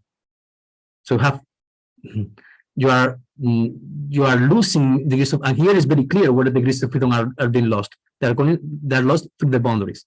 So the question is, can we complete the set of degrees of freedom in order to recover self-adjointness? And then there is a very good candidate. Well, this should be degrees of freedom on the boundaries. And if you look at the structure of the operators, this gamma that I said before, well, the things that they nicely join with the super translation in the BMS. So the claim would be, and I stop here because this is not the subject of the topic, is that the missing degrees of freedom correspond to charges at the sky and on the horizon. So this is a recent works by Lewandowski and Ashtekar. They can construct some BMS-like group on non-expanding horizons. So these charges would be like Geiger counters. Every time a wave goes through, the Geiger tick, and you have to count this degree of freedom. This degree of freedom, which is not propagative, it doesn't get into the bulk, right? But it's a degree of freedom that lives on the boundary.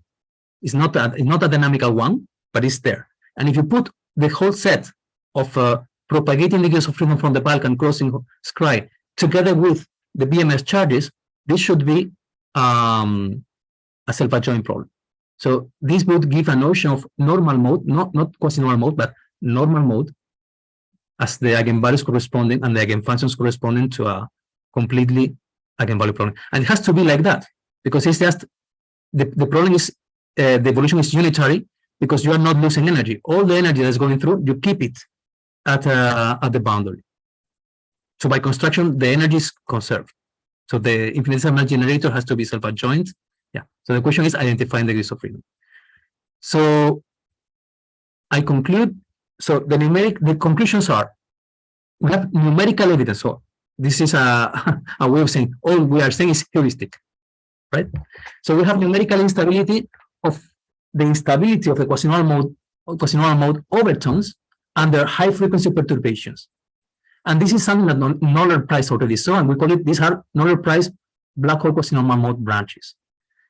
We see that the fundamental quasi-normal mode is stable, and this is ultraviolet perturbations. This is looking for perturbations, but we have independent support for this qualitative behavior by studying the pseudospectrum. This is something that it is an approach that knows nothing about perturbations. Is completely encoded in the non-perturbed operator, right? So that is, Nollert and Price were already seeing with the perturbations. They were already seeing the structure of the analytic structure of the resolvent, if you want, of the non-perturbed operator. And that this structure hints towards an universality for quasi-normal mode branches of generic compact objects. They could be either matter compact objects or generic black holes. By generic, I mean with perturbations of high frequency. Okay, so that the other things are technical. So which are the perspectives? So the question would be, can we measure the regularity of spacetime? So this is the conjecture that this pattern for asymptotic pattern for quasi-normal mode contains information about the perturbation. So the non-perturbed quasi-normal modes contain information about the background. This is an important statement. The non-perturbed eigenvalues contains information about the background, and the perturbed ones contains information about both the background and the structure of the perturbation. So this is the statement here. Yeah. If you consider, I mean, you have, when we talk about the resonant expansions, you can use them as bases. Both of them are okay. Because at the end of the day, it's like using two different bases in quantum mechanics. You can expand since the evolution field, the one solving the partial differential equation, the wave equation, is essentially the same up to order epsilon, the energy of the perturbation.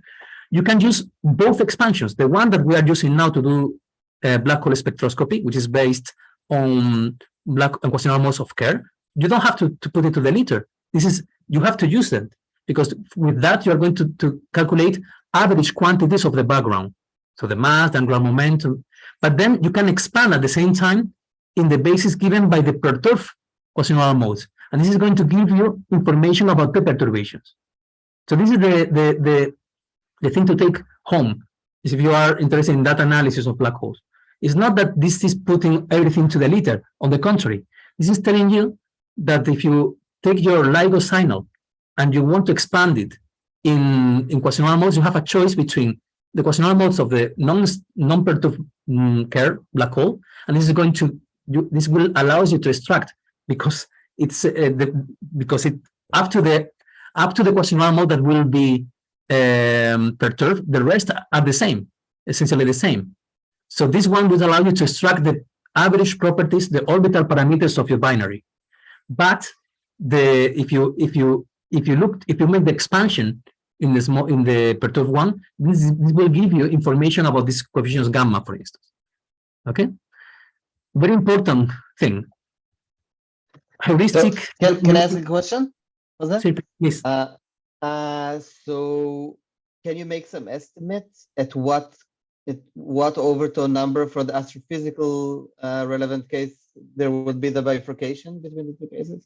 I would like, but I would not. This is the question I get. This is the very good question that I get systematically, and I don't have that. And the reason is that the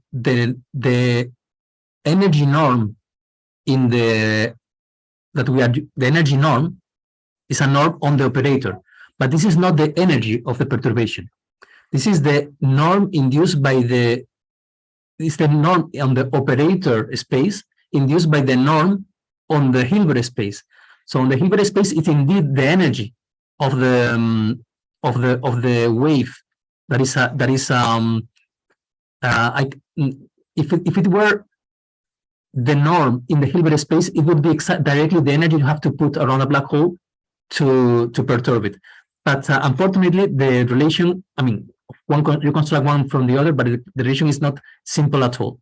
So I cannot tell you what is the energy you have to put in a perturbation in order to move, say, the third quasi-normal mode. And in addition, this is a multi-parameter problem. As we saw before, it's not just the energy, it's also the frequency. So this is one of the points I think it requires systematic studies. And I thank you for the question, because I was not clear about that. But this is one of the points we require more systematic, and I don't think the numerical tools are the appropriate ones. The numerical tools are good in order to make the problem manifest, to make it apparent, to show it. But if you want to understand it, we need another kind of tools, and we don't have it. I don't have it. This is my answer. So the answer is no. I cannot tell you what is the frequency you have to. And this is somehow, your question comes to this third point here. What we have shown is heuristic numerical evidence, but the numerical evidence is not a proof. So we need theorems. We need to translate these, motivations to actual robust results, because these things are going to are going to give an actual understanding, not just a demonstration that a phenomenon is there, but an actual understanding of what is the mechanism behind this phenomenon. And this could allow you to answer your question: what is the energy that I have to put around a black hole? What's the frequency in order to move the seventh overtone? So we need to do this third point. And just we are working through this geometric picture and try to link this, to try to explain instability in terms of that the actual phase space is larger, and that's why you make perturbation which seems to be changing anything, but actually are taking you to a completely different part of the phase space. And the phase space is large because you have to put these PMF charges inside. Just to finish, just to tell you how ironic is history. So this is this is a statement from a paper of Schwarzschild. So this is the person who first calculated the quasi-normals of Schwarzschild, as far as I understand. So this is something in the 90s. So let us read what he says here. So recently, Aguirre Gaviria, so this is a name that has Spanish I can pronounce, probably very little, few people can, too many R's and B's. So recently, Aguirre Gaviria and I have studied the sensitivity of quasi-normal modes to the scattering potential, to the V we're considering. The motivation is to understand how any perturbing influence, such as another gravitational source, that might alter the effective potential, would thereby affect the quasi-normal modes. Interestingly, we find that the fundamental mode is in general insensitive to small changes in the potential, is what we see. Whereas higher modes could alter drastically, this is what we see. The fundamental mode would therefore carry the imprint of the black hole. This is what we are saying. While higher modes might indicate the nature of the perturbing source. Well, when I saw this, we discovered this when the paper was published, so it's not in the published paper, the reference. But then we felt like, okay, we are rediscovering, and this is what I feel with this problem.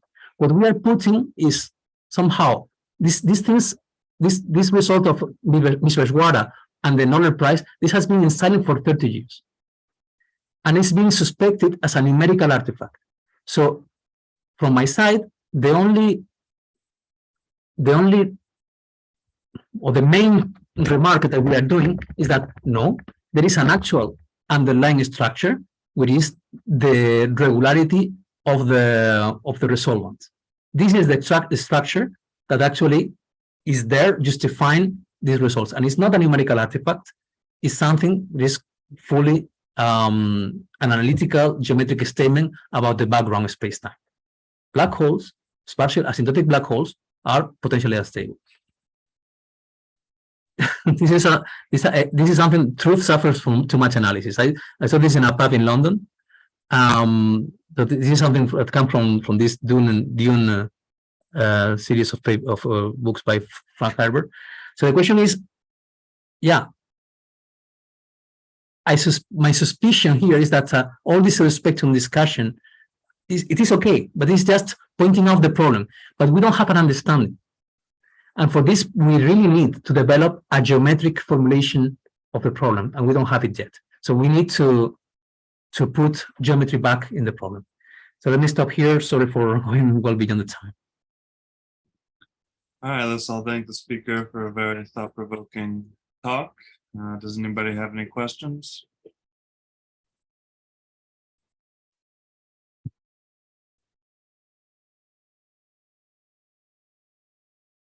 I guess I'll ask something quickly. Do you expect that there's any universal in the form of the quasi-normal wave functions themselves in this high-frequency perturbation regime, or is it just a feature of the spectrum?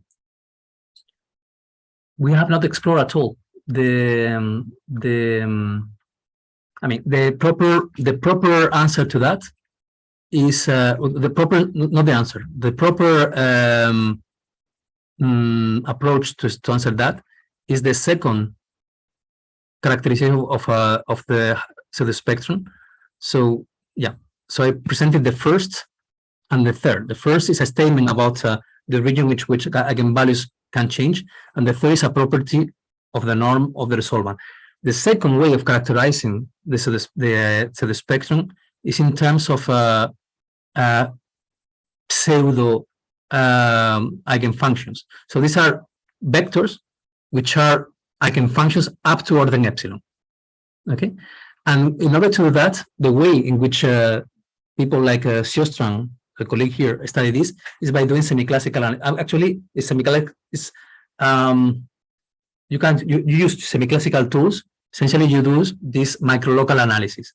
So my suspicion is indeed you are going to have what you have is that these potential V are picked in in the regions of in the phase space. So you rewrite this problem in a semi-classical language. So you have a phase space.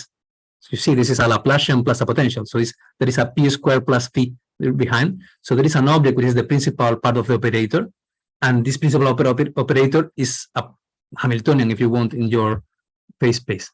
So the fact that this is treated asymptotically and that asymptotics tend to extract the patterns which are structurally stable, I would tend to say that the eigenfunctions of these universal eigenvalues are functions are picked around the these contour lines. Well, some particular lines in the phase space, and they should be universal. Yes, they should be properly stated. There should be a universal behavior of the wave functions because these are asymptotic objects.